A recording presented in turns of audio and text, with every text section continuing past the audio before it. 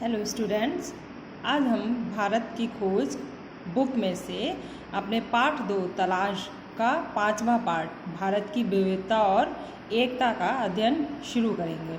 हमने पिछले अपनी पार्ट 4 पढ़े थे, तो उन पार्टों में हमने नेहरू जी ने अपने विचार में भारत की खोज जो उन्होंने बुक लिखी है अपने विचार में क्या लिखा था, हमने वो पढ़ा था।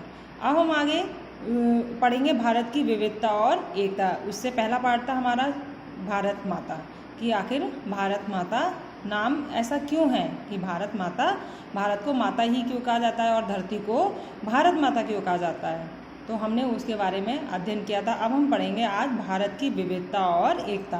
विविधता मतलब विभिन्न जातियाँ, धर्म, संस्कृति, उन सब का हमारे भारत में विविधता में एकता होना, यानी कि सब अलग अलग हैं फिर भी क्या एक है, एकता है उनमें। चलिए शुरू करते हैं।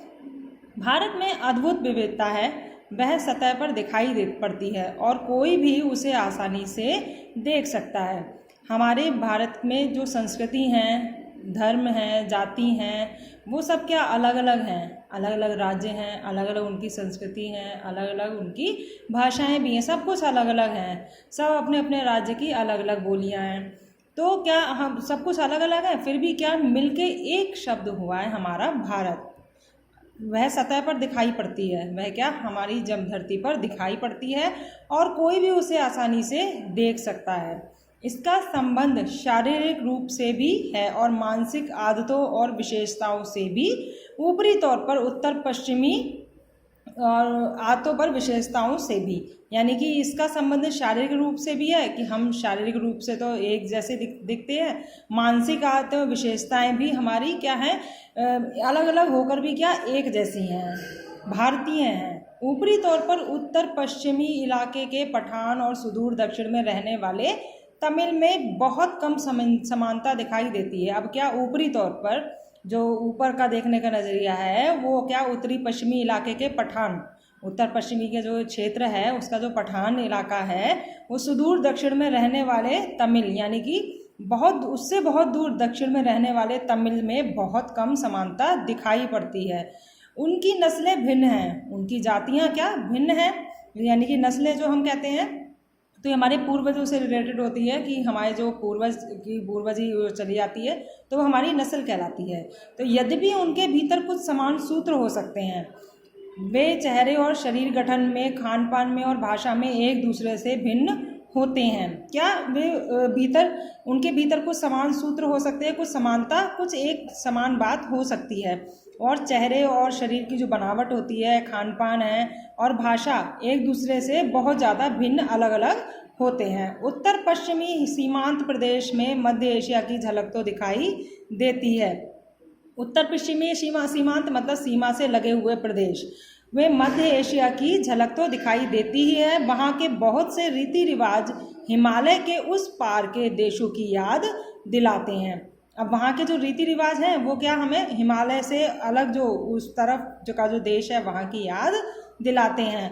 पठानों के लोक प्रचलित नृत्य रूसी कोजक नृत्य शैली से मेल खाते प्रतीत होते हैं।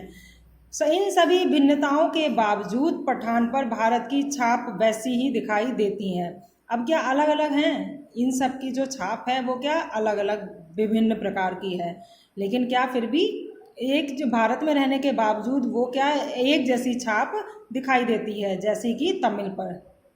इसमें कोई आश्चर्य नहीं क्योंकि ये सीमांत प्रदेश और साथ ही अफगानिस्तान भी भारत के साथ हजारों वर्षों से जुड़े रहे हैं।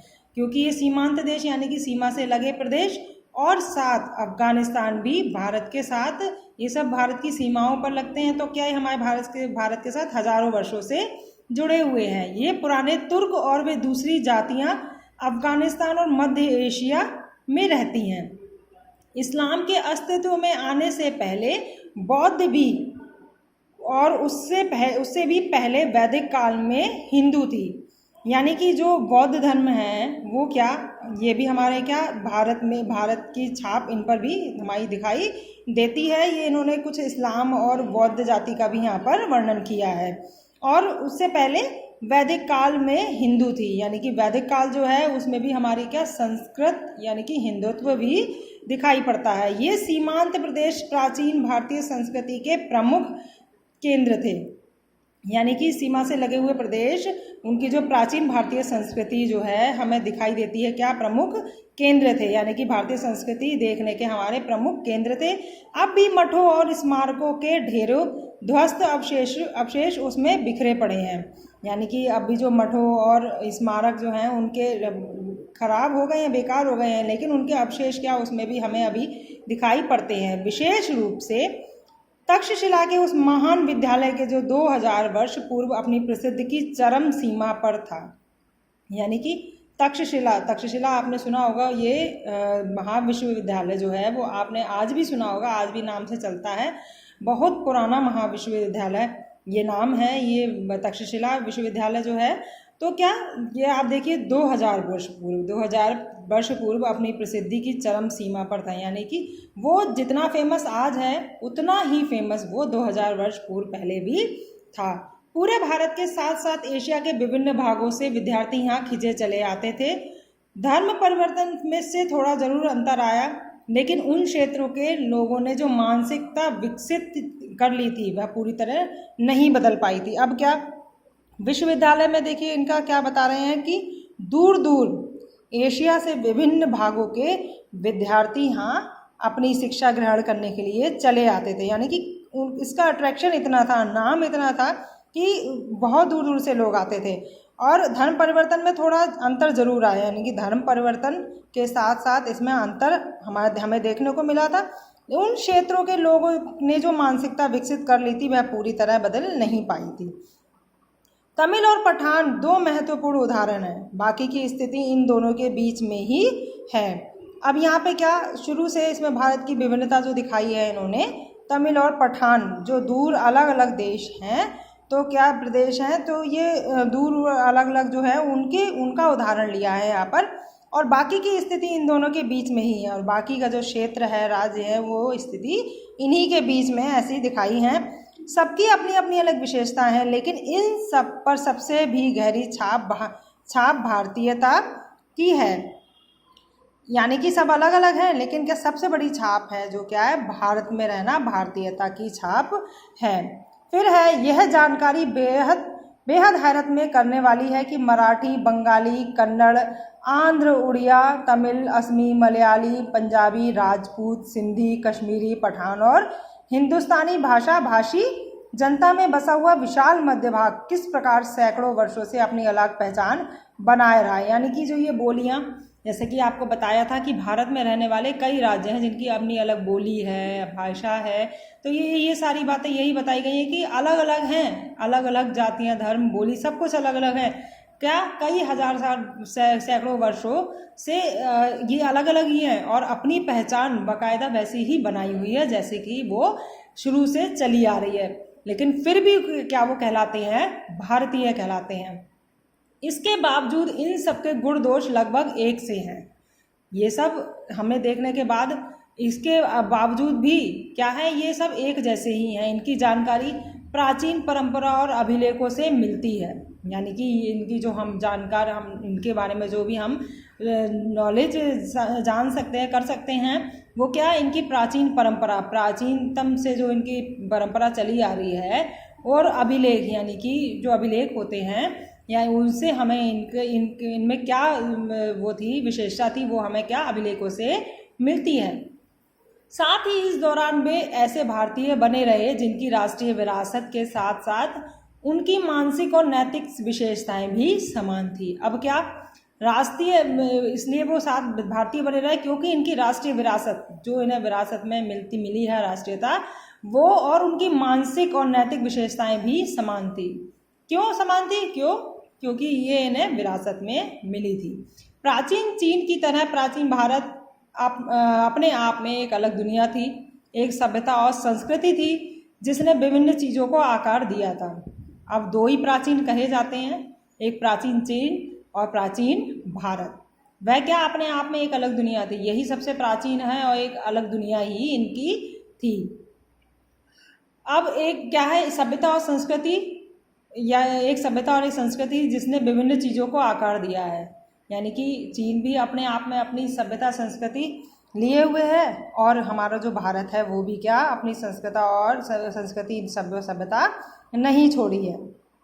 विदेशी प्रभाव आए और प्रायः उस संस्कृति को प्रभावित करके उसमें विलीन हो गए, यानी कि विदेशी जितने भी थे वो आए, उन्होंने पूरा दबाव बनाया भारत पर और हमारी संस्कृति को प्रभावित भी किया उन्होंने।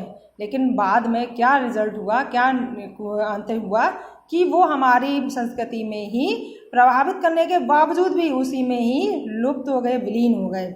जब भी विघटनकारी तत्व उभरे तुरंत उन्होंने सामंजस्य खोजने के प्रयास को बढ़ावा दिया, यानी कि जब भी जिन्होंने भारत को अलग अलग करने की कोशिश की उनको तुरंत हमारे जो लोग थे उन्होंने अपने सामंजस्य को खोजने की कोशिश की और उन्होंने कोशिश में वो कामयाब भी हुए। फिर है सभ्यता के प्रारंभ से ही भारतीय मानस में एकता स्थापित करने के स्वप्न ने अपनी जगह बनाए रखी, यानी कि सभ्यता जब हमारी शुरू हुई थी उसमें भारतीय मानव ने एकता स्थापित करने के स्वप्न ने अपनी जगह बनानी, यानी कि हम मिलजुल कर काम करें, ये मेंटेलिटी जो थी वो शुरू से ही वहाँ हम मानव के अंदर सभ्यता के शुरुआत से ही अपनी जगह बनाई हुई थी। इस एकता की कल्पना कभी भी किसी भी बाहर के आरोपित वस्तु या विश्वास के मानकीकरण के रूप में नहीं की गई। इसके अंतर्गत रीति रिवाजों और विश्वासों के प्रति अपार सहिष्णुता का पालन किया गया और साथ ही हर प्रकार की विविधता को मान्यता के साथ साथ प्रोत्साहन भी दिया गया। अब क्या भारत में जैसे हमारे विभिन्न प्रकार के सभी अलग अलग संस्कृति हैं, तो फिर भी उनको क्या उनकी अलग मान्यता देने के साथ भी उनको बढ़ावा दिया गया। किसी एक देशीय समूह में चाहे वे परस्पर घनिष्ठ रूप में कितने ही घुले मिले हों, छोटी बड़ी भिन्नताएं हमेशा विद्यमान रहती हैं। अब क्या किसी एक देशीय समूह यानी कि देश का जो समूह है वे चाहे परस्पर घनिष्ठ रूप में कितने ही घुले मिले हों, यानी कि देश में राज्य वो सब क्या अलग घनिष्ठ रूप में उनमें क्या आयात निर्यात सभी देश राज्य में होता है, तो एक पर घुले मिले हों उसके जरिए किसी भी जरिए से उनमें घुला मिलापन हो, लेकिन फिर भी कहीं कहीं हमें डिफरेंसेस नज़र आते हैं, भिन्नताएं हमें नज़र आती हैं जो हमेशा विद्यमान रहती हैं, जो अलग अलग हम लोगों को बनाती हैं। उस समूह की मूल एकता तब दिखाई देती है जब उसकी तुलना किसी अन्य देशीय समूह से की जाती है। यह बात अलग है कि प्रायः दो निकटवर्ती समूहों की भिन्नता सीमांत इलाकों में से या तो आपस में घुल मिल जाती है या धुंधली पड़ जाती है, यानी कि क्या है आपस में जो निकटवर्ती यानी पास के जो समूह हैं यानी कि सीमांत इलाके हैं, सीमा से लगे हुए इलाके हैं, या तो आपस में बहुत ज़्यादा घुल मिल जाते हैं या धुंधली पड़ जाती है।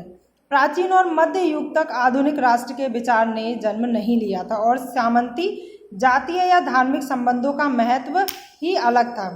फिर भी मेरा विचार है कि अब तक के ज्ञात इतिहास में किसी भी समय एक भारतवासी भारत के किसी भी भाग में अपने ही घर जैसे अपनेपन की अनुभूति करता था, जबकि किसी अन्य देश में पहुंचकर वह अजनबी और परदेशी अनुभव करता था। अब क्या है हमारे क्या प्राचीन और मध्य युग आधुनिक राष्ट्र के विचार ने जन्म नहीं लिया था और सामंती जाति और धार्मिक महत्वों का संबंधों का महत्व भी बहुत अधिक था।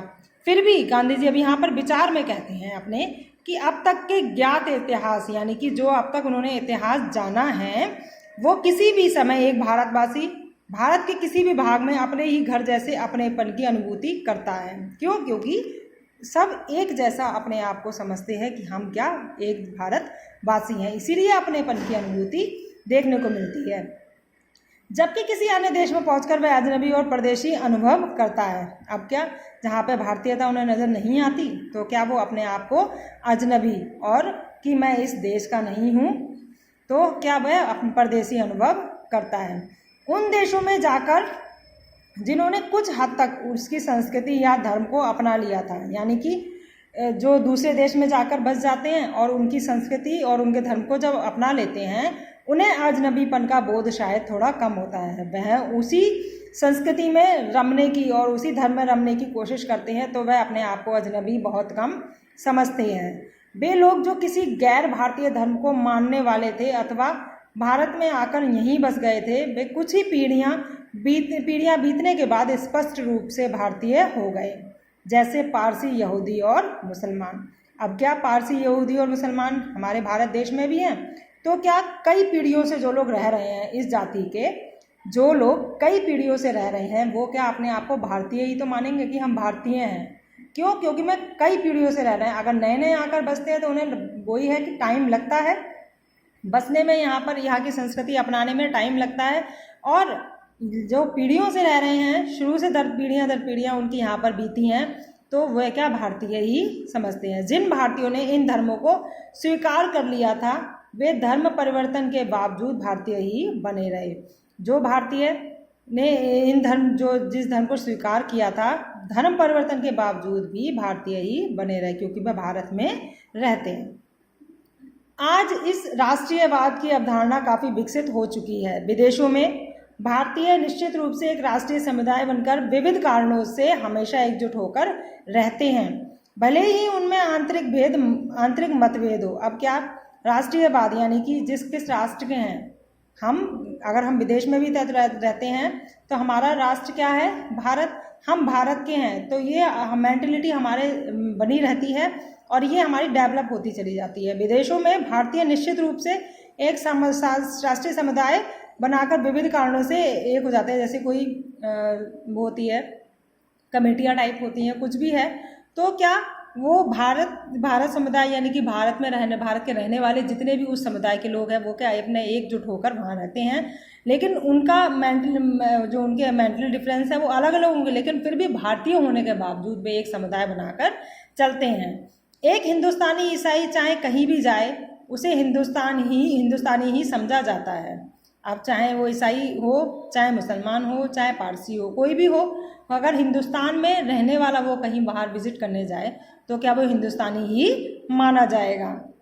इस प्रकार किसी हिंदुस्तानी मुसलमान को अरब, तुर्की, ईरान या किसी भी अन्य देश में जहाँ इस्लाम धर्म का प्रभुत्व हो, वो हिंदुस्तानी ही माना जाएगा। वो कहीं भी चला जाए, अगर भारत में रहने वाला है वो कहीं भी चला जाए, फिर भी वो भारतीय ही माना जाएगा। मेरे विचार से हम सब के मन में अपनी मातृभूमि की अलग अलग तस्वीरें बसी हुई हैं और कोई भी दो व्यक्ति बिल्कुल एक जैसे नहीं सोच सकते हैं। अब ये तो बिल्कुल फैक्ट है कि जहाँ हमारे दो माइंड हैं तो हम दोनों माइंड अलग अलग अपनी क्षमता के अकॉर्डिंग ही सोचते हैं। हमारी मातृभूमि की अलग अलग तस्वीरें बसी हुई हैं और कोई भी दो व्यक्ति बिल्कुल एक जैसा नहीं सोच सकते। जब कभी मैं भारत के बारे में सोचता हूँ तो मेरे मन में कई बातें आती हैं। मैं दूर दूर तक फैले मैदानों और उन पर बसे असंख्य छोटे छोटे गाँव के बारे में सोचता हूँ, उन शहरों और कस्बों के बारे में सोचता हूँ जिनकी मैंने यात्रा की है। अब यहाँ पे जिस जगह की नेहरू जी यात्रा कर चुके हैं, उस जगह की यहाँ पे उन्होंने वर्णन करने की कोशिश की है, उसके बारे में बताने की कोशिश की है कि वे कहाँ कहाँ पर घूम चुके हैं, छोटे छोटे गाँव में, मैदानों में, या कहीं भी किसी शहर कस्बे में जहाँ भी घूम चुके हैं। तो क्या वो उनके बारे में या यात्रा के बारे में थोड़ा बताना चाहा है उन्होंने। वर्षा ऋतु की उस जादुई बरसात के बारे में सोचता हूँ जो झुलसी हुई धरती में जीवन संचार करके उसे एकाएक सौंदर्य हरियाली के झिलमिलाते संसार में बदल देती है। अब उन्होंने वर्षा ऋतु की बात की है कि वर्षा जब आती है तो क्या धरती क्या जब सूख जाती है तो वह क्या जली हुई प्रतीत होती है। हम गर्म धरती पर अगर पैर रखेंगे तो क्या हमें गर्माहट ही महसूस होगी। तो वह झुलसी हुई धरती पर जब पानी की बौछार यानी कि वर्षा जब पड़ेगी तो क्या वह नया जीवन मिलेगा उसे, यानी कि ठंडक मिलेगी उसे और सौंदर्य और हरियाली के झिलमिलाते संसार में बदल देगी। यानी कि वहाँ पर हरियाली आ जाएगी और झिलमिलाता संसार यानी चमचम करती हुई वहाँ की जो बरसात पड़ेगी गर्म जमीन पर वो अलग ही संसार में बदल देगी। विशाल नदियों और उनके जल के बारे में तथा ठंड की चादर से लिपटे हुए खैबर दर्रे के बारे में सोचता हूँ। लोगों के बारे में व्यक्ति और समूह दोनों रूपों में तथा सबसे ज़्यादा बर्फ की टोपी पहने हिमालय के विषय में या बसंत ऋतु में कश्मीर की किसी पहाड़ी घाटी के बारे में सोचता हूँ जो नवजात फूलों से लदी होती है, जिसके बीच से कलकल करता झरना बहता रहता है। आप देखिए कितनी सुंदर बात का वर्णन किया है यहाँ पे उन्होंने कि बर्फ की टोपी पहने हिमालय, यानी कि बर्फ की टोपी से ढका हुआ हिमालय। जैसे वो हिमालय जब बर्फ से ढक जाता है तो क्या टोपी ऐसा लगता है जैसे टोपी पहने हैं।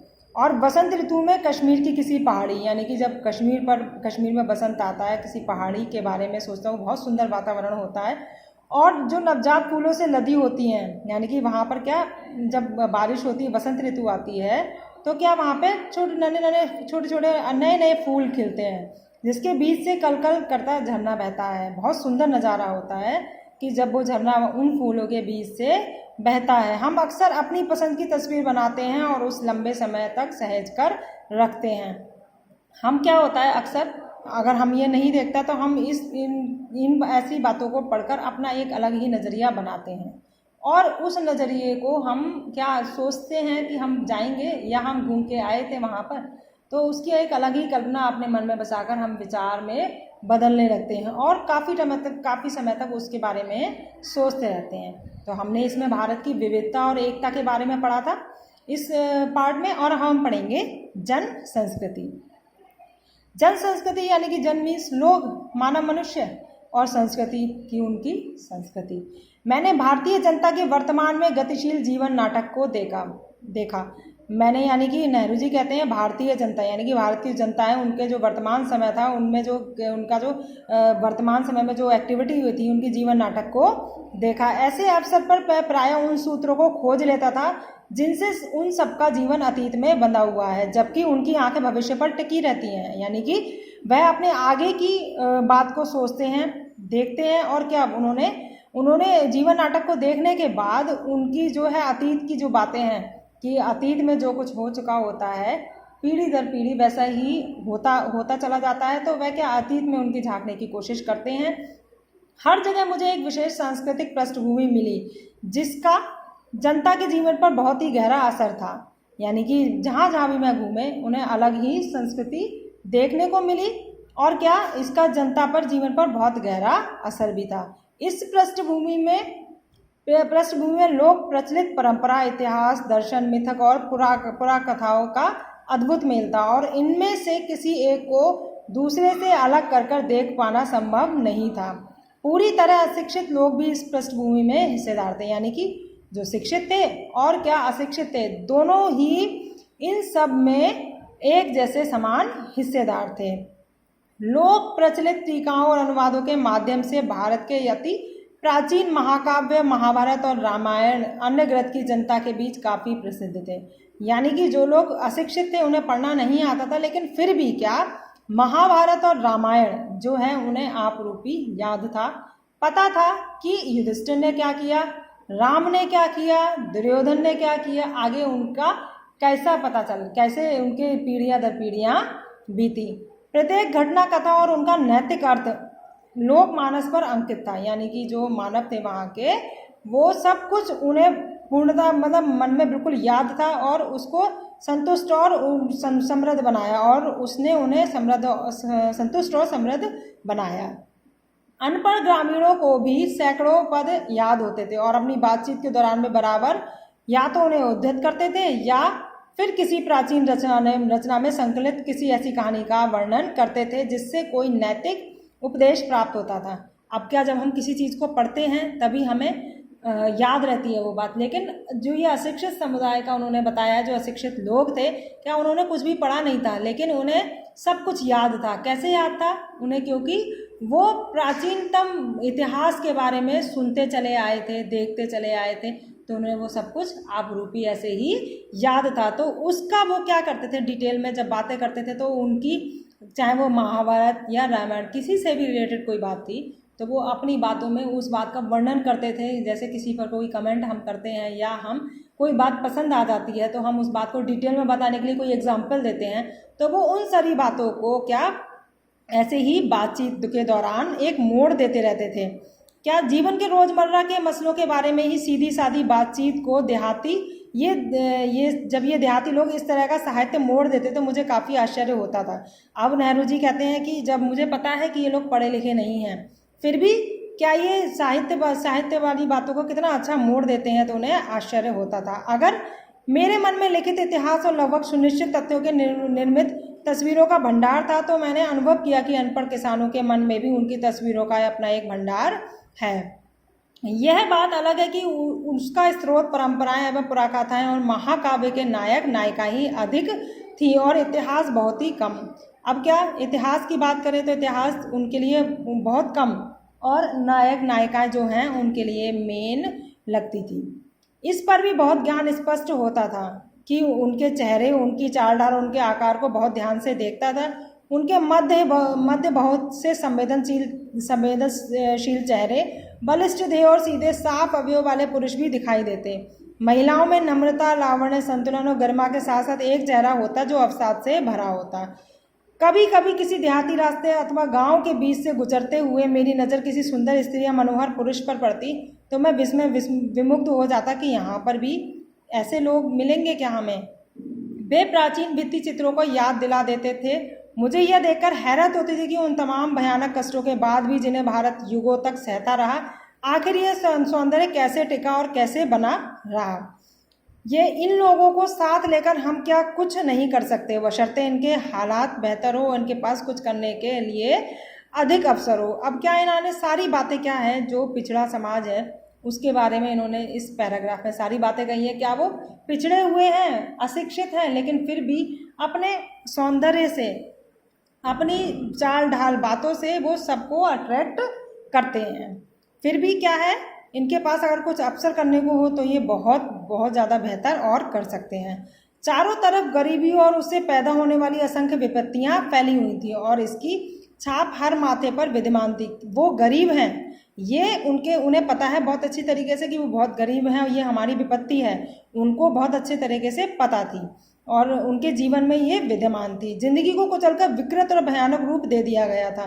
क्या उनकी जो जिंदगी थी कुचलकर विकृत और भयानक रूप दे दिया गया था, मतलब जो हमारा जो विदेशी राज्य था, अंग्रेजों का जो राज्य था, उन्होंने उसको, उनकी ज़िंदगी को फिर भी इतना उतना कुचल दिया था। वो गरीब थे, मार तो उन पर पहले से थी, दूसरी मार उनकी जो कमाया हुआ उनका साधन होता था। पहले आपको पता होगा कि विदेशी कर होते थे, तो वो कर देकर उनकी ज़िंदगी कुचल दी गई थी और विकृत और भयानक रूप दे दिया गया था। उस विकृति से अनेक प्रकार के भ्रष्टाचार पैदा हुए और लगातार असुरक्षा और अभाव की स्थिति बनी रहने लगी। अब क्या जब उनके किसी के पास पैसा नहीं होगा तो क्या भ्रष्टाचार से पैसा उत्पन्न करने की कोशिश करेगा और असुरक्षा और अभाव की स्थिति भी बनी रहने लगी। अब जब भ्रष्टाचार होगा तो उन्हें क्या असुरक्षित महसूस करेंगे अपने आप को और चीज़ों का अभाव भी महसूस करने लगे। यह सब देखने में सुखद नहीं, बिल्कुल नहीं था, पर भारत की वास्तविक स्थिति यही थी। उन्हें यह देखने में बिल्कुल भी, जब उन्होंने देखा, लिखा, पढ़ा तो उन्हें बिल्कुल भी अच्छा नहीं लगा, किसको, नेहरू जी को। लेकिन फिर भी भारत की जो वर्तमान स्थिति थी वो वही थी। स्थितियों को समर्पित भाव से स्वीकार करने की प्रवृत्ति काफ़ी प्रबल थी, यानी कि जो स्थितियां थी उनमें समर्पित भाव जो था कि उसके प्रति उसी में ढल जाने का भाव था, वो काफ़ी प्रबल थी। यानी कि अपनी स्थिति जो अपना क्या, उनका दबाव उन्होंने बनवाया तो अपने ऊपर, लेकिन पूरी तरीके से नहीं बनवाया, तो इसीलिए वो उनकी स्थिति भी काफ़ी प्रबल थी। लेकिन साथ ही एक प्रकार की नम्रता और भलमनसाहट थी जो हजारों वर्ष की सांस्कृतिक विरासत की देन थी, जिसे बड़े से बड़ा दुर्भाग्य भी नहीं मिटा सका था। यानी कि जो उनमें नम्रता, यानी कि उनके व्यवहार में नमी थी और दूसरों की भलाई करने का जो साहस था उनमें, वो क्या हजारों संस्कृति की विरासत थी। यानी कि शुरू से ही उनको ये विरासत में मिला थी, जिसे मिली थी और जिसे बड़ा बड़ा दुर्भाग्य, यानी कि कोई भी विदेशी हमारी सरकार आई, कुछ भी आया तो क्या वह उसको नहीं मिटा सकी। तो स्टूडेंट्स, हमने भारत की खोज पार्ट 2 के तलाश के 6 पार्ट यहाँ पर पूरे किए हैं। उम्मीद है आपको सारे पार्ट अच्छे से समझ में आए होंगे और अब इसके बाद हम इसके क्वेश्चन आंसर करेंगे। तो क्वेश्चन आंसर आपको मैं सेंड करूँगी, तो आप अपनी फेयर नोटबुक में कीजिएगा। Thank you.